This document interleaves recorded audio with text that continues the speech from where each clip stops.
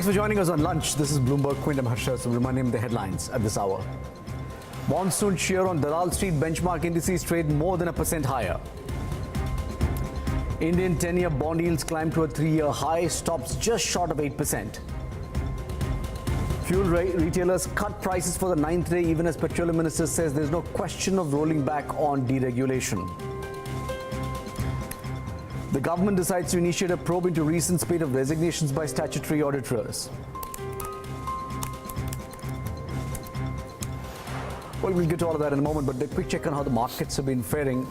It's been raining and good cheer continuing on the markets. Yeah, raining green on the markets as well, Harsha, honestly. But yeah, good going and a broad-based rally. So you had the commodity names which are doing well. So the Vedantas and Hindalcos of the world are doing well. Private banks in the form of Axis, ICRA seem to be doing okay, though the HDFC twins are missing from the list. And the big boy Reliance Industries is up about 1.5 or almost 2%. So it's a broad-based rally with not enough losers. The top loser is Coal India, which is down less than 1%. So we don't have any losers on the large cap pocket. And frankly, even if you look at the broader end of the spectrum, the only losers are stocks like, noticeable losers are the likes of 1% beverages or some of the others, which are down for a reason, albeit, right? So those are going down, but otherwise, you don't have too many losers. A smart bounce back in a clutch of names that had fallen apart. If you just pull up the BSE small cap list of top gainers, you will see 12, 13, 14% is the average, is a fairly recurring gain percentage into a clutch of these names: Philips Carbon Black, Avanti Feeds, etc., etc. So broad-based rally, volumes decent for what is arguably still the start of a new FNO series, and it'll be very, very interesting. I'm very interested in looking at what the institutional numbers are today. The last 8 or 9 odd days, we haven't had substantially large sells from the FIs except for one day. I'll be very interested to see if that changes a bit, and FIs who've been on the waning side as far as the selling goes, just turn around the corner if there is some buy purchase coming, because the commentary yesterday, monsoon, there's talk of how monsoon may envelope the whole of Maharashtra by June 11th.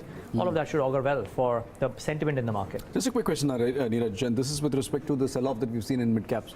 What's the sense that you're getting from speaking to market experts? Is it going to intensify? Is it done? No, so people are saying that. So at the Morgan Stanley conference, I'll just repeat what I heard at the Morgan Stanley conference. Almost everybody, the common refrain was, 2-3 mahine ke liye bhool jao. Yeah, that was the common refrain that is coming in. But there are enough and more people who are saying that a lot of good names were punished because of technical factors. There are redemptions in the portfolio management services space for sure. Almost everybody said a yes to that. Now, when that's happening, the PMS space is entirely parked in this mid-cap space, large mid-cap and mid-cap space. There's some bit of selling that has to come in. Otherwise, no reasons for a clutch of very high quality names to fall almost 30%. Sterlite Tech from 380 all the way down to about 270. Yeah, that's a steep falls that have come into some quality names. No reason for that except for some redemption that would have come in. But today, there is cheer all across. Vikas, thank you so much for that. Well, it's the first rate hike in over 4 years. The Monetary Policy Committee voiced unanimously for a 25 basis point increase in the repo rate yesterday. The reverse repo stands increased at 6% from 5.75%. The MPC, however, maintained a neutral stance, giving it flexibility to move in either direction and to respond to the risks that may have emerged in recent months. How have the markets taken into this rate hike? Anirban Nag of Bloomberg News joins us to give us a sense of what's going on. Anirban, how have the markets reacted? Well, Harsha, the bond yields have risen pretty sharply. The 10-year yield has risen to a 3-year high. And that, of course, is partly because the RBI, although having stuck to a neutral stance, is keeping the door open for probably another rate hike, given inflation is likely to pick up from here. What economists are saying is that the RBI has not factored in the MSP price hike. Now, that will probably kick in the second half of the financial year. So the RBI, although having raised the second half inflation projection from 4.4 to 4.7, there's still some room probably that it might have to raise it from 4.7 to above 5%, and that probably will justify another rate hike in the coming months. So is the markets beginning to seeing this as a beginning of a rate hiking cycle, or is it one and done? Well, it's a little interesting one there. I don't think the market looks, the kind of reaction we had today, it doesn't look like it's one and done. It definitely is pricing in probably one more or perhaps even two more rate hikes in the next 6 to 12 months, given that, you know, crude is still bubbling, we have food prices probably recovering, and also the RBI seems very confident that the recovery that's happening broader in the economy will push up inflationary projections. Anirban, believe it. Thank you so much, Anil, for joining us with those details. Anirban Nag from Bloomberg News. That's exactly the view that Pranjal Bhandari of HSBC has, that the RBI is not done with the rate hiking cycle. Speaking today to Bloomberg Television, he says the central bank is yet to factor in higher state-administered farm prices, which, according to her, will push up inflation by another 50 basis points. Now, in the last couple of meetings, the MPC has been confusing the markets a little bit because every member has had very different views. So it was nice that during these volatile periods, all 6 of them came together for one unanimous, vote of a 25 BP rate hike. So I think a thoughtful hike in that sense.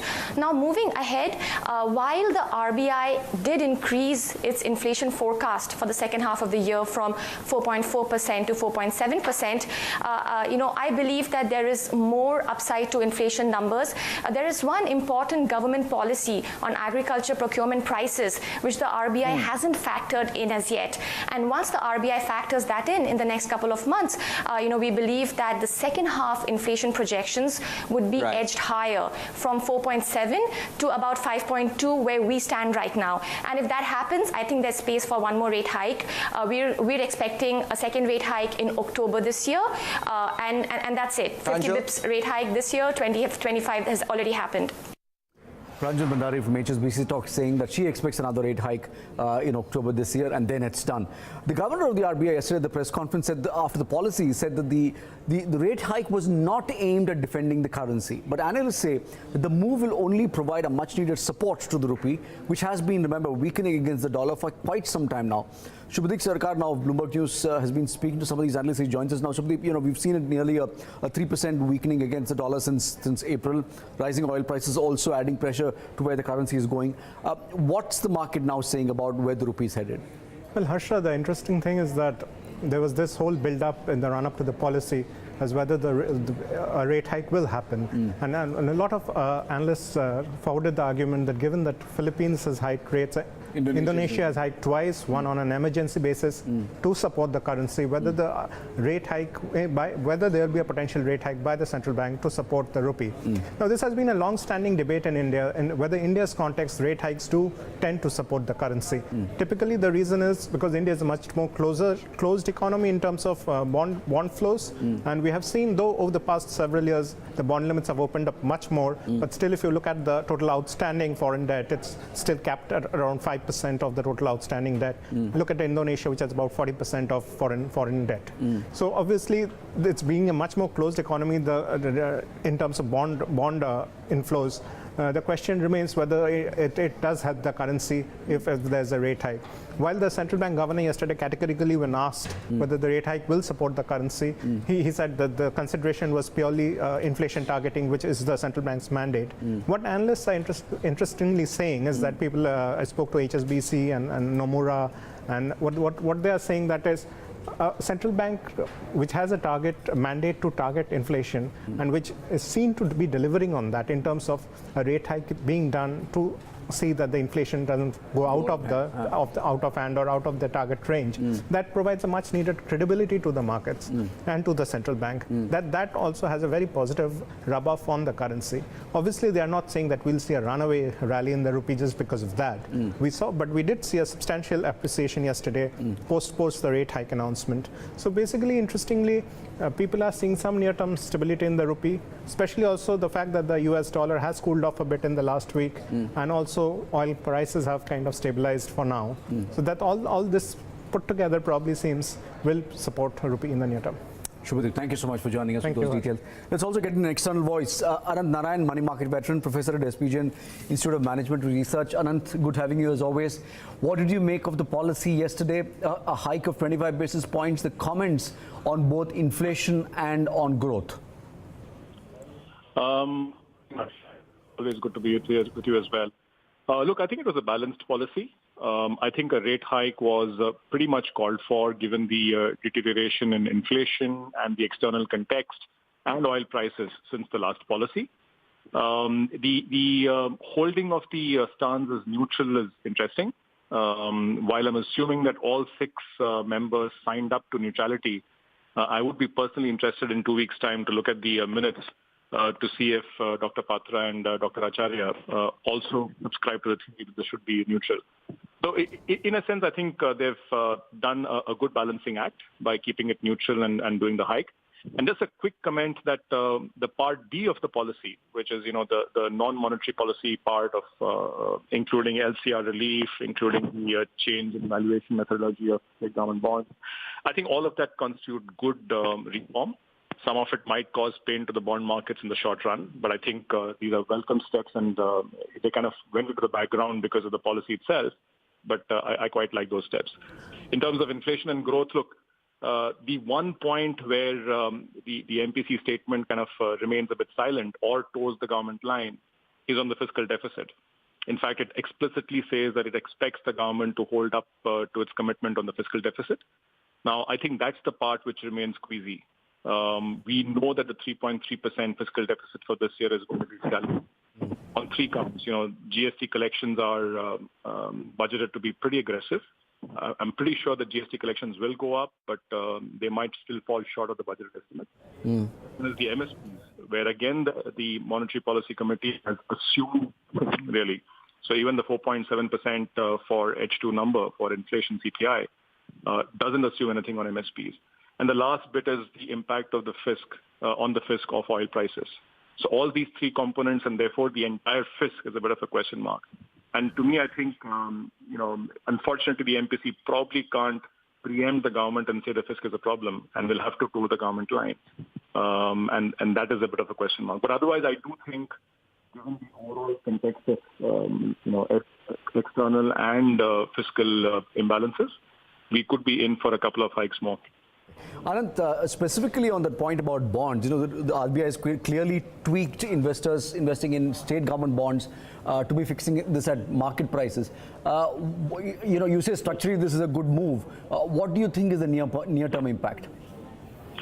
Oh, it's a large impact, Harsha. So look, as far as the RBI data is concerned, Indian banks hold about 8.9 trillion worth of state government bonds. That's a large number.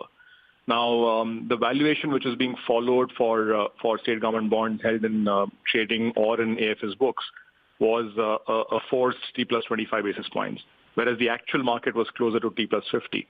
So you're talking about a 25 basis point potential mark-to-market loss straight away for banks holding these securities in AFS.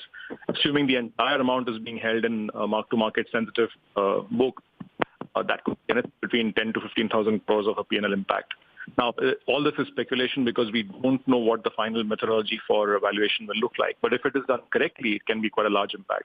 In fact, I think the forbearance which the RBI has provided of a further mark-to-market dispensation for over 4 quarters is probably linked to this SDL issue. Now, while it causes pain to the bank market, and I'm sure banks will be upset with this particular dispensation, in the long run, we know that a phantom valuation divorced from markets isn't a good sign. It's something which has to be corrected at some point in time. It's a bit like recognition of NPA is the right way. It's a painful process, but eventually it has to be done. And I'm glad, frankly, the RBI has bitten the bullet, even though my banker friends would not be too happy. Anand, really with that. Thank you so much for joining us with your views. Anand Narayan talking about what this means for the markets. Let's move on now and I get another voice as well. The Reserve Bank of India has clearly said, specifically with the issue of state government bonds, that it will have to be valued at market prices and not at a fixed markup that was allowed for all these years. Investors were allowed to value these holdings at a fixed market of 25 basis points above the corresponding central government security. We also got another voice on this one. R. Shivakumar, head of fixed income at Axis Mutual Fund, to understand the implications of this move. He says the fear is that this will lead to another round of mark-to-market losses for banks. Listen in. Some banks could have been taking advantage of the opportunity to buy SDLs. So, for example, if you buy an SDL at a spread of 50 or 75 basis points and then immediately mark it down to see a spread of 25 basis points. That's an immediate mark-to-market profit. Now, in an era where treasury profits are under a lot of pressure, this is one quick way to generate a paper profit for several banks. By now asking these banks to value these at the traded price or at the issue spread, what this means is it just takes away this, shall we say, overvaluation of SDLs. The flip side of this is, of course, I think SDL demand could take a hit, because if, to the extent that there are investors who are buying SDLs only for the purpose of this mark-to-market gain, will no longer see that as a profitable opportunity. We may see some spread widening or reduced demand in SDLs. It's already a segment which is under pressure. We have seen a series of auction fails, even in the most recent auction we have seen the total demand being significantly lower than the amount on offer. So I think SDLs are going to come under pressure. It's not just the SDL pricing that the RBI is worried about. They have also talked about trying to get SDLs rated, the sinking fund, etc., etc. So there is a bunch of steps that the RBI is trying to do to kind of tell state governments to better manage their finances. Okay. So that's a view on the SDLs, but we've spoken about the bond markets and what this means for the currency. But what does this rate hike mean for the common man? Will banks follow up the RBI's cue and push up lending and deposit rates? P.K. Gupta of State Bank of India weighs in. See, as of now, if you look at it, that the market liquidity is surplus by almost 90,000 crores.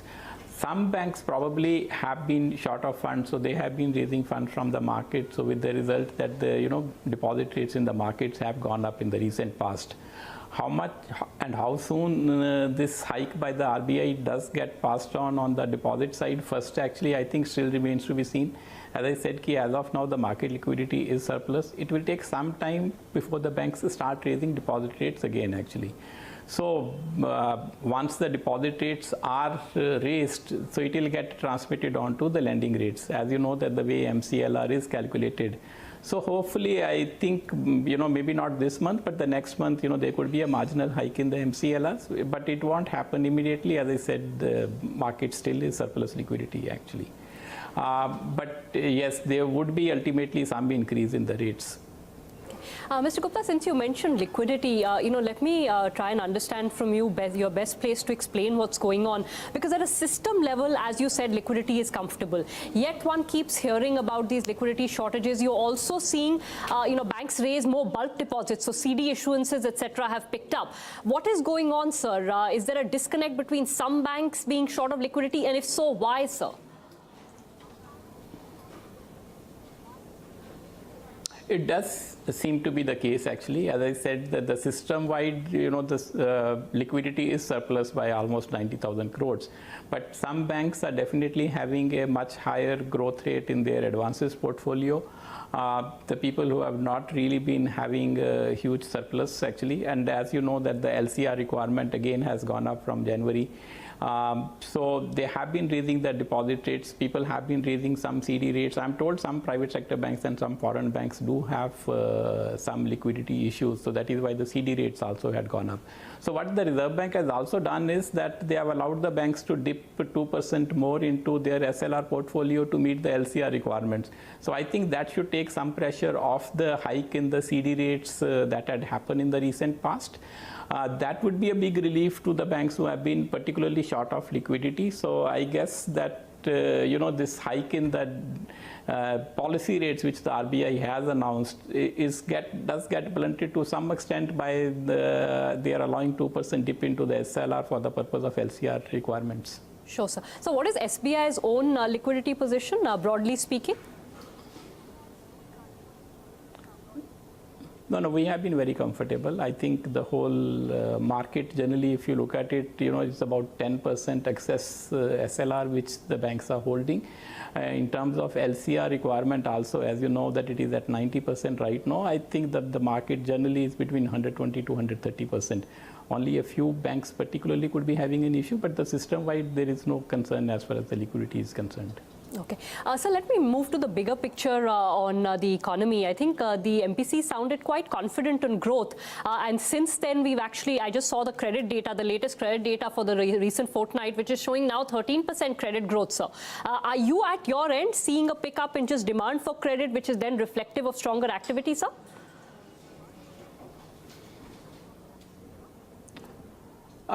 See, the credit growth has gone up actually on the personal loan side. I think we are also seeing good demand that is coming in. But again, this data could be different from bank to bank, because the banks which have been in the corporate lending, for them the overall growth rates will not be very high, because the higher growth rate on the personal side actually gets compensated by the lower growth rate on the corporate side, because there the capex is still not there. We are not seeing huge amount of demand coming on the corporate side. So for us, actually, I think it's in the middle. But for the banks which have primarily been doing the personal loans, I think they are the ones who are seeing the much higher growth rate actually. Okay, so there isn't much of traction on the corporate side, sir, even now? Yes. I think we'll still wait for some more demand to pick up. So see, right now the capex is not happening much. I think we are seeing working capital demands. So we are seeing some MSME demand coming in, but that's about it as of now.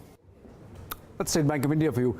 India's government-owned banks are increasingly becoming rudderless. Just when they had a firm hand at the top, 4 of the 21 PSU banks are yet to appoint replacements for the top job. 9 more are likely to join the fray. Anthony from Bloomberg News is standing by with more details on this one. Anto. A quarter of India's state-led lenders are headless right now.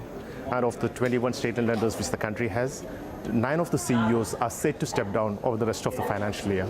This is posing a major leadership crisis at these banks, which are fighting one of the highest bad loan ratios which they have seen since 2000. Their profitability has also been falling. So right now, what they need is a CEO who can formulate a strategy and implement it to bring them out of the rut. This is exactly what is missing at this point also. So, Anto, has there been any indication by the government as to when these CEOs are likely to be replaced? There has been no direction from the government by when the CEOs will be replaced. There is no proper succession planning in place. So it's anybody's guess by when these positions would be filled. Okay, hold the thought, Anto. Let's also talk about blockchain technology that may speed up trade deals in India. Banks responsible for about half of India's internal trade have joined a consortium that aims to introduce blockchain technology to reduce hurdles. You've been tracking this story as well, Anto. So what's the plan? India Trade Connect is turning out to be the biggest blockchain platform in the domestic trade finance across the globe. So with more than 14 lenders on this platform, the Indian banks are seeking to smoothen the trade finance in this country. As we know, some of these transactions in the current state can take as many as 22 days. And the banks are expecting to cut down the time substantially through this. So this will smoothen the finance in this segment, which amounts to probably $2.43 trillion a year. Yes Bank, ICRA Bank, South Indian Bank, and several other lenders are already part of this, and they're looking at signing up more lenders on this platform. Anto, we leave with that. Thank you so much, Anil, for joining us with those details. Meanwhile, the president has promulgated the IBC ordinance yesterday. Home buyers will now be considered as financial creditors for any project that goes to the National Company Law Tribunal. Another amendment introduced through the ordinance deals with late bits, that is, something that becomes a regular occurrence in the case of some high-profile accounts stuck in the company's court. The government has made it clear that it wants bidders to stick to its timeline and made it amply clear that late bids should not be entertained any which way.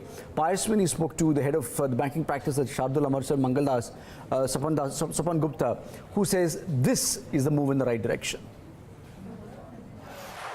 The sanctity of the process is material. The whole code was based on 180 plus 90 days, 270 days principle, which was one of the USPs of this code. And that in a way was not getting implemented through various court interpretation. So what late bidding does is it delays the whole process, and with each passing day, the lenders, the creditors who are actually in control, who are actually the owner of the assets, are losing money because they do not get interest. So the sanctity of the time has to be maintained. The maximization goal is obviously there, it's the preamble of the code. But it's a real life story. If you get 3 hours to write an exam, you get 3 hours to write an exam. Next day you cannot get up and say, look, I forgot, and you go back to the examiner room and then write the answer. So if you have to perform, it's out in the public. You have seen people who are making bid are professional, competent people. So they have to make the bid in time because there's a money which is being tied up to getting late. So we believe that, subject to whatever court says in sub judice matters, it is a very good move because banks are looking for time-bound resolution. And there is a moral hazard as well, that if you allow late bidding, it is very hard to maintain the confidentiality. If someone has bid 100 rupees, then the bid is out.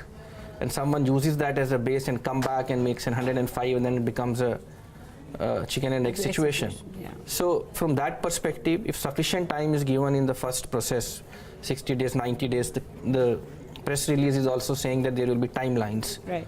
So it is for the party who is interested in the asset to react or act within that timelines. So we believe that it is a very good measure. All the past restructuring schemes, JLFs and all, one of the reasons for them to fail was there was no time-bound resolution. And now by clearly stating in the legislature that you have to stick to a timeline, we are actually adding value to the process. And as a system, as a credit system, we want this to be over soon. Sure. So that the banks can go back and focus on their primary job, which is to lend, rather than dealing with stressed assets. So at some point of time, there has to be a line which needs to be drawn.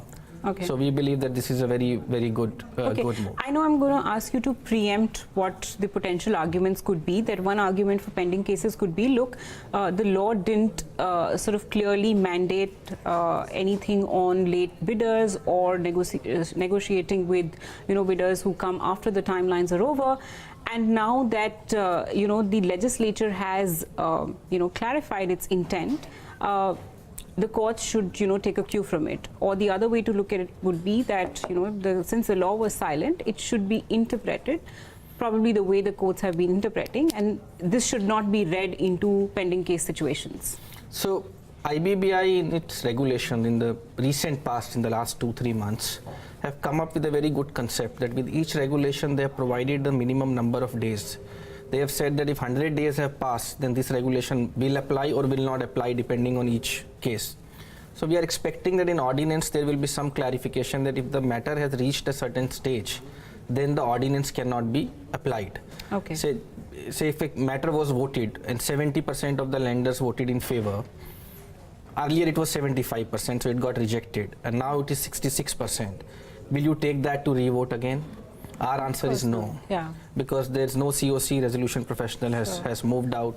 So we expect that. No, these are the cases which are currently pending in courts. So these cases, the example I am giving is also pending in a court. Okay. So now it is difficult for a adjudicating authority to apply retrospective. Of course not. It's just, I'm not sure if the legislative intent will be the argument, but I take your point that, blanket answer is that this is prospective. So it will give some guidance to the courts, but they are not bound by it. Okay, that's the lawyer's view. Insolvency proceedings will finally begin against Videocon Industries. Sources tell Bloomberg Quint that the Mumbai bench of the NCLT has admitted SBI's petition against Videocon. Remember, State Bank of India had filed a petition under the IBC, the Insolvency and Bankruptcy Court, following RBI's instructions in December. Vishwanath Nayar is standing by with that exclusive story. Vishwanath. The Mumbai bench of the National Company Law Tribunal admitted Videocon Industries under the Insolvency and Bankruptcy Code earlier on Wednesday. Now remember that this case was originally filed by State Bank of India at the NCLT back in December 2017, but the case has been facing multiple delays. Videocon Industries was listed in a list of 29 stressed corporate accounts, which the Reserve Bank of India had listed as part of the second NCLT account list, which was sent to bankers in August 2017. Bankers had been given 6 months to resolve all of these cases outside of the NCLT, failing which by December 2017, these cases should have gone into the NCLT and gotten admitted and been resolved there. But now finally Videocon has been admitted, and Anuj Jain from KPMG has been appointed as the interim resolution professional in the company. Remember, Videocon Industries has also been under stress for a very long time. Since 2016, bankers have been meeting under the Joint Lender Forum network to try and resolve the stresses within Videocon Industries. However, efforts there have not really resulted in anything material. In fact, Videocon Industries had tried to sell some of its assets, monetize them, and then repay the lenders, but even that did not lead to any serious results. Eventually now, the company has gone into the insolvency and bankruptcy process. Still, it remains to be seen whether the promoter will come in and try and object against this decision by the NCLT and whether this case actually goes through the whole insolvency process and gets resolved. Vishay, thank you for that. Vedanta, which recently acquired Electrosteel, is under the insolvency process. Now, that has kicked off the consolidation process now, eventually leading to a delisting of Electrosteel's shares. But there's a catch for minority shareholders. Yatin is here to explain the structure. Yatin. Afternoon, Harsha, and very important to see the entire structure, because probably this will be value destructive for the current and the existing minority shareholders as well as the lenders of Electrosteel Steels. Of course, the liquidation value of Electrosteel Steels was much lower, compared to the mounting debt, and probably the equity value has been nil for most of the shareholders. Let's see how really the process works. We have taken an example of Electrosteel Steels, a shareholder holding 100 shares. The current value of these shares is close to 110 rupees. So in this scenario, what really happens is that there is, almost a 4-step journey towards delisting. Number one will be the capital reduction. So the face value of these shares reduces from 10 rupees paid up to 20 paise paid up. So we have a significant drop in face value. This process is known as capital reduction. After the capital reduction takes place, we have the consolidation, or something to put it simpler would be a reverse stock split. So in the share consolidation, you get 1 share for every 50 shares held. So the face value from 20 paise moves up to 10 rupees per share, and in the process, your 50 shares get converted into 1 share. This is what minority shareholders get in the scheme of arrangement, and the scheme of the IBC, which has been approved in the NCLT. Now comes Vedanta. They put in their part of equity. This is the capital infusion which takes place. After the capital infusion, Vedanta Group will hold 90%, and the remainder 10% goes to the lenders as well as the existing shareholders of Electrosteel Steels. Now, after this process happens, Vedanta would launch a delisting offer. Remember, there is a SEBI relaxation for the delisting process. This clearly means that there will be no reverse book building or price discovery. This will be done at a preset price. This will be close to 9 rupees 54 paise per share on the consolidated shares. This is the exit price under the delisting process.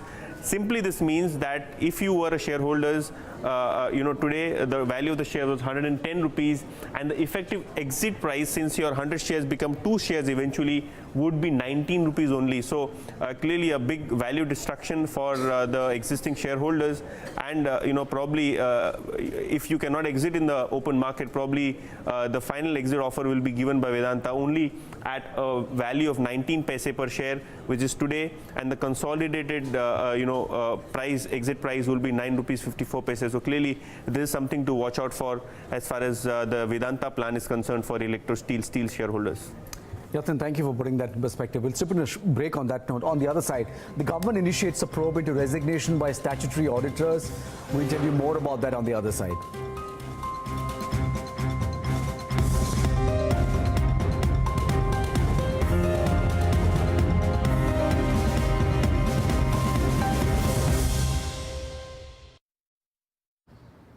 Sir, please believe me, I am in this business for the last 12 years. Okay, I'll wait for your call. Thank you so much. They still don't know you after all these years? क्या करें? पहचान ही नहीं है. Simple solution है. List on the stock exchange. With listing comes recognition. Investors get interested in you. And funding happens. Come on, yaar. I'm not big enough to list. Chal, let's leave. There's a stock exchange exclusively for your kind of company. NSE Merge. It's the right platform for your business. Really? Yeah. My kind of company? Exactly. Get listed, get recognized. अरे भाई, हीरे की असली परख जौहरी को ही तो होती है. चल. NSE Merge. साथ हमारा, सफलता आपकी. The SME Growth Platform from India's largest stock exchange. RP Sanjeev Goenka Group, growing legacies.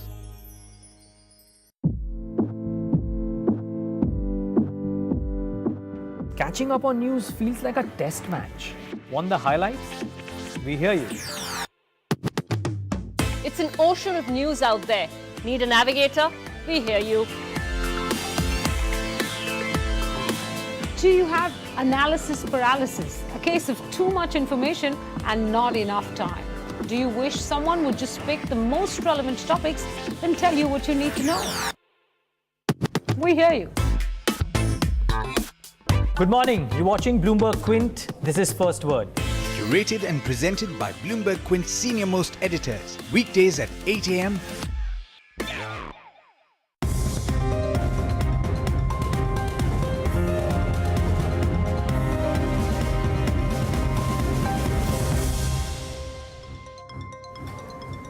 Back online, just the headlines at this hour. Monsoon cheer on Dalal Street today. Benchmark indices trade more than 1% higher. IMD says Karnataka and Maharashtra will receive widespread rainfall for the next 4 days. The government decides to initiate a probe into the recent spate of resignations by statutory auditors.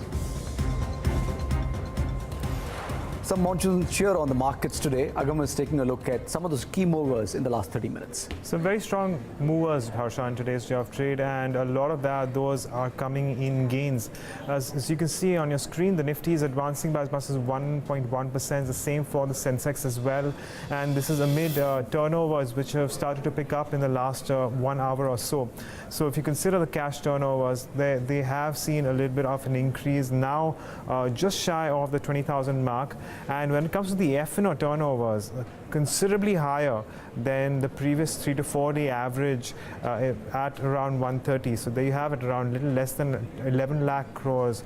Now, in terms of some sectors as well, we have seen broad-based moves, up move, and we've seen gains in the metal sector, banking, as well as something like realty and IT, which have been lagging over the previous few days.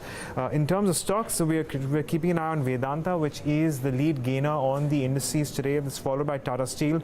So the metal pack is showing a lot of strength, and we have Axis Bank, Indiabulls Housing Finance, and ICICI Bank in the financial space, which is aiding the markets for now. So for now, the market's looking good, and it's unlikely. We want to have to wait and watch whether or not we do see a little bit of profit taking towards the end of the session right now.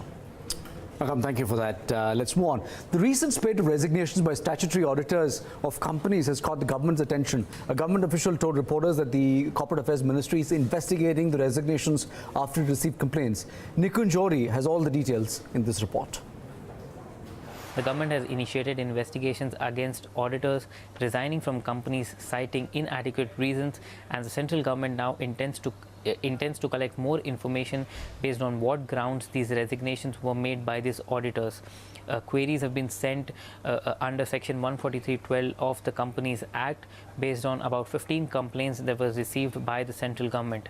According to Section 143(12) of the Companies Act, if an auditor during his course of audit finds out that there's any fraud undertaken by a company or any of its employees, has to report immediately to the central government.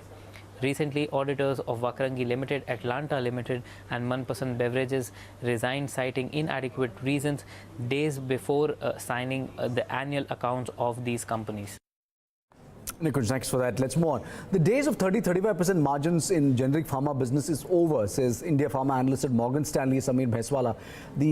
It's not all downhill for drug makers, though, who have enough space for growth in complex generics. Speaking to Bloomberg Quint on the sidelines of the Morgan Stanley Investor Summit, he said pricing pressure and regulatory issues are on the decline.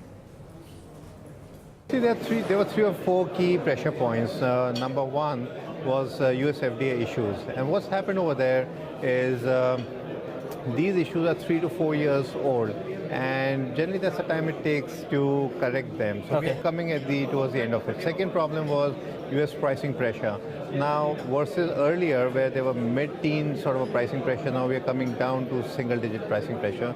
Number 3 was domestic market, where because of GST and supply issues, rates had fallen down, the growth rates, and now I think this is going to go back up again. So as you can make out, incrementally things are moving to be better. I would caution to say that we are not going back 3-4 years of euphoria or profits going up too much, but yes, things will only get better. Okay, what did you make of the fourth quarter earnings number for the pharma company? Were you happy? Were you disappointed? Overall, just your view on the fourth quarter numbers. Yeah, see what's happening over there, it's a bit of a mixed bag. We can't say that, so different companies have a different tune to it. But what is very, very important and the key metrics that we are tracking is the fact that the product concentration in earnings is coming down. So earlier, some of these products were accounting for 40% profits or 35% of profits. That's going to get more normalized with the competition coming. So therefore, this is an earning which is going to get repeatable, and new approvals is going to add to the growth.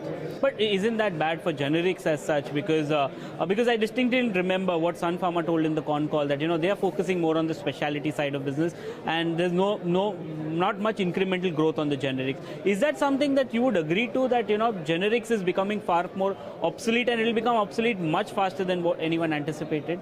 I hope you were on the same con call, yeah? I heard it a little differently. Okay, let me put it this way. The way Indian pharma business models are going, I call it plus business model. Earlier they were doing APIs and domestic, now exports to generics. I think what you mentioned was specialty is going to be a fourth tier on top of that.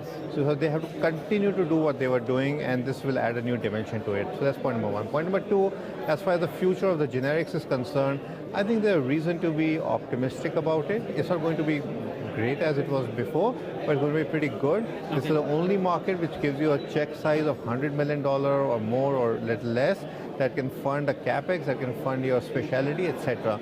That remains, and that will remain for at least next 8 years. There are enough and more new opportunities in complex generics which you can expect. But do you see a few more years of pain at least coming in for the generic companies as such, or things are going to be back to normal for them soon? No. So I would say it's very idiosyncratic in nature. Each company will have their own story to tell. Each company has a very good pipeline, but it will fire at a different point in time. So I think one company will fire in fiscal 19, another in fiscal 20, and so on and so forth. Coupled with on that is the how and when the FDA issues get resolved. So, but give them a 3-year time. My guess is most, if not all, of these companies will get good drugs to the market. Okay, what about pricing pressure? Because I think that's a general point that you all as analysts have been talking about, companies have been talking about. How much more pricing pressure are we seeing? Is it here to stay, or are pretty much at the bottom now? No. So, see... It'll depend on company to company, I agree with you, but overall on the market? Yeah, see, if you go back 15, 18 years, the generic companies, the generic business in the US has seen always price deflation. It used to be 5 to 8%, and that has been a sort of trend line. What happened last 3 years, because of customer consolidation, it went up to 15 to 18% on an average. Okay. So this is reverting back to maybe 7 to 8%. So therefore, this is going to stay, but it's going to go back to the original one. The way to handle this is to get new products, new approvals, and hopefully some of them very high value, complex products. Okay. Initially, over the past few years, we've seen that margins in excess of 25, 30, 40%. Is the base now going to be, over the next few years, at levels of 20, 25% EBITDA margin? Is that the new normal for the pharma company? And if you're talking about on an aggregate for the company, across businesses, across geographies, I would say so. I would say that, yeah, the days of 30-35% as some companies enjoy would be very hard to get with a generic piece. Maybe with specialty, maybe, yeah, sure, why not? But for generic, 20 to 25 is a reasonable expectation. Okay. Unless someone gets it very good in a year or two and then go back to the mean. All right, that's the in pharma industry. Darshan also spoke to Parag Gupta, who heads the Indian IT, telecom and media practice. He started off by asking him about how the Indian technology companies are prepared to deal with new technologies. On the IT services front, we've had some of the larger cap companies at a conference. generally the mood is quite upbeat. The demand environment stays healthy. The conversations with customers continues to remain healthy. So I think that's good because what that means is that it's a timing issue. Even if you're not necessarily seeing a massive uptick in growth today, it's probably a matter of time. The second is that there's generally a concern about new technologies and whether that's a risk for the Indian vendors because someone else comes and takes that away from them, or is that an opportunity? I think it's a bit of both. It's a risk because it's something new. Customers themselves are thinking about what needs to be done. So there's a little bit of that uncertainty around there. Deal sizes are generally smaller and they take time to ramp up. Now, what has probably started changing, and that was really the reason why we thought IT was a space to invest in at the beginning of this year, is that we thought that digital deals are beginning to get larger and the adoption has started getting broader, which means more customers want to adopt digital. And as that kind of scales up, generally the tendency for customers will be to go to larger vendors. And that should benefit the Indian IT companies. They've got long-standing relationships. They know the CIOs. They know other business leaders. It's probably a little bit easier for them to get those deals and then work on it. And that lends you visibility on growth.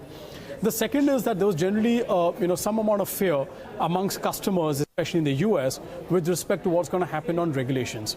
Now, we've heard a lot about immigration, visa-related issues. While there was some rhetoric in the last, I would say, 18 months or so, a lot of that has now died down. Right? So we probably believe that customers are now willing to start giving out work more so to the Indian vendors. And because the Indian companies are investing in on-site centers, it basically kind of de-risks them or reduces the dependence on visas as well. So I think both of these factors, bode well for the Indian IT companies. And once you probably start seeing deals come through as the demand environment is healthy, I think that should show up in growth. So overall, I think the tone is healthy. Companies are positive about growth, if not in the immediate near term, at least in the medium term. And they're well positioned to take advantage of the new technologies that are being embarked on. We'll talk about the telecom and media space later. But firstly, I think if you see the valuations of the mid-cap, I think they have run up significantly while the large-cap IT companies haven't run. Do you think that's a concern? Have valuations of mid-cap IT started to are they starting to look attractive? And the valuations of IT on the large-cap front, they are much more attractive? So I would say, it's a mix of various elements. We've actually been positive on both large caps and mid caps, select, companies. Now, however, having said that, I think the key difference why mid caps have actually done really well, and that shows up in the stock performance year to date, is because the growth dynamics have been at a different level altogether. Now, these are companies which are actually delivering double-digit revenue growth, double-digit earnings growth, which is far better than what the larger companies have done. And as a result of that, they've been rewarded by the market in terms of better multiples. The larger caps have also done well, mind you. Some of them are actually trading at multiples which are significantly higher than in the last couple of years. So that's again been a demonstration of the fact that companies that are able to do better than their peers are obviously getting re-rated. Now, having said that, if I were to think about large caps and mid caps today, my preference would be probably more towards larger caps. Having said that, I think mid caps are still talking about very robust growth going forward, and I don't think it's time to probably start looking at exiting mid cap. I think it's still time to be invested.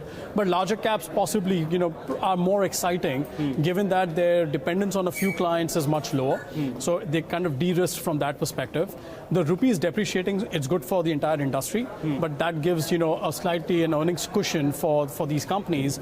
And there is a differential in valuation multiples. So clearly there is a lot more room for multiples to get re-rated. What are the key growth triggers that you're looking for in FY19 on the large cap and mid cap front on the IT space? So I think as far as growth triggers are concerned, it's going to be predominantly with respect to the number of larger deals that come through. Deals are now getting combined with traditional work and digital work.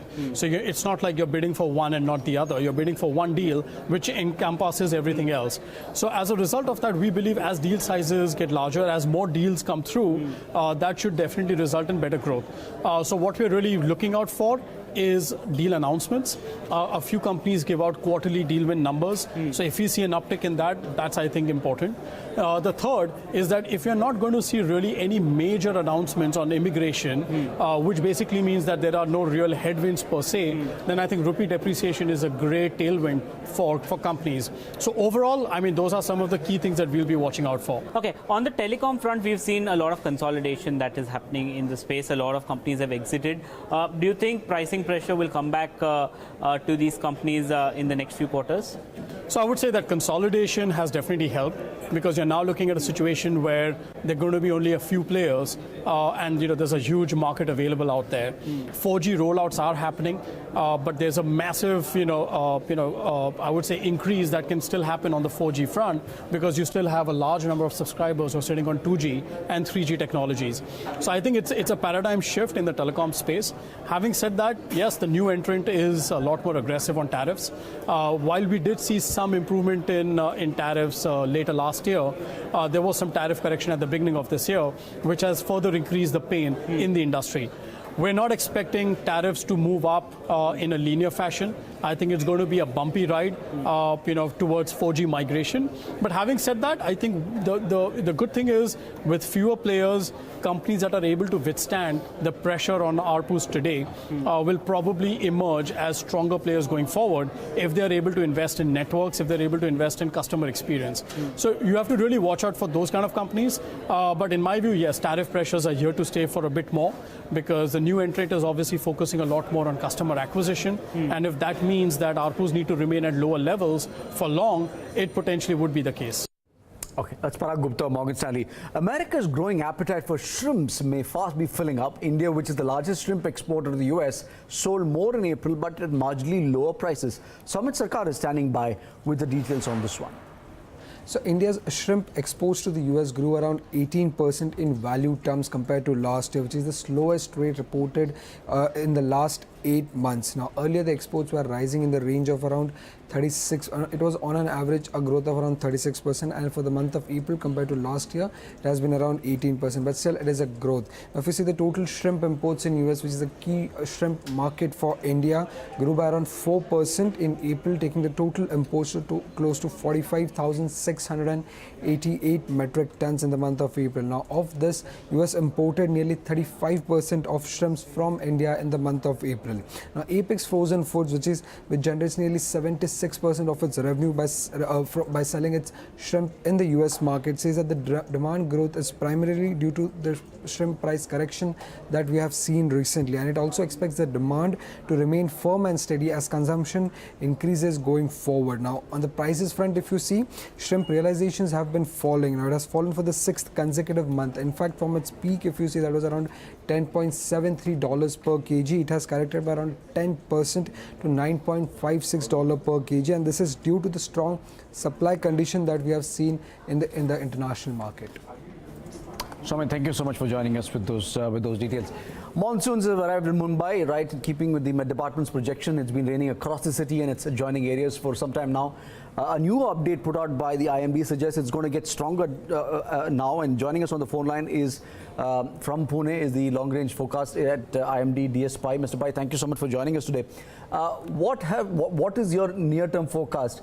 Is the monsoon intensifying, and has this been along your expected lines? So far, monsoon currents have reached up to Goa, and over Maharashtra, we are expecting by tomorrow it goes over southern parts of Maharashtra, and by next 2 days it should reach to Mumbai also. So far, the rain though we are getting, winds conditions are yet to satisfy. But however, we are getting, because of a lot of moisture, getting good rainfall activity over the region. We are expecting by next 2-3 days there is increase in the rainfall activity all along the west coast and neighboring interior parts of Maharashtra, as well as Andhra Pradesh, and also monsoon set over up to Maharashtra, southern part of Gujarat, Chhattisgarh, southern part of Madhya Pradesh, and some parts of Orissa and West Bengal by 11. Okay, Mr. Pai, the fact that you put out a new update, does that mean that this has been that the monsoon is intensifying, Or again, is this a cause of concern at all, or is it, as I said, on expected lines? Yeah, it is expected line. There will be increase in the rainfall activity, and there will be isolated very heavy rainfall activity. Could you tell us where is heavy rainfall activity expected? So all along the west coast, in fact, starting from Kerala, coastal Karnataka, and even coastal Maharashtra. All right, Mr. Bhai, we'll leave it there. Thank you so much indeed for joining us. That's the weatherman telling you that the monsoons are intensifying and heavy rainfall is expected in Kerala, coastal Karnataka, and in Maharashtra as well.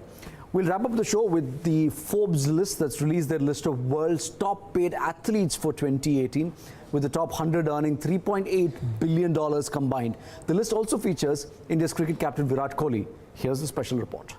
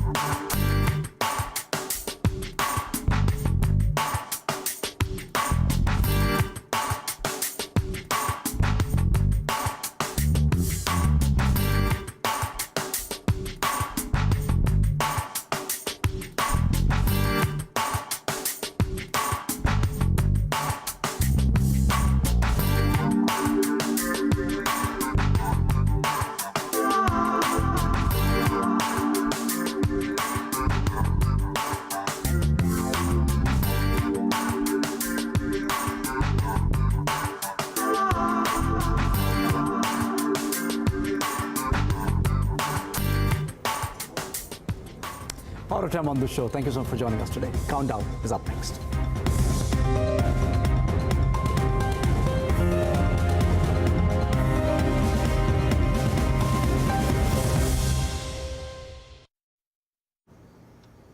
Sorry, I'm late.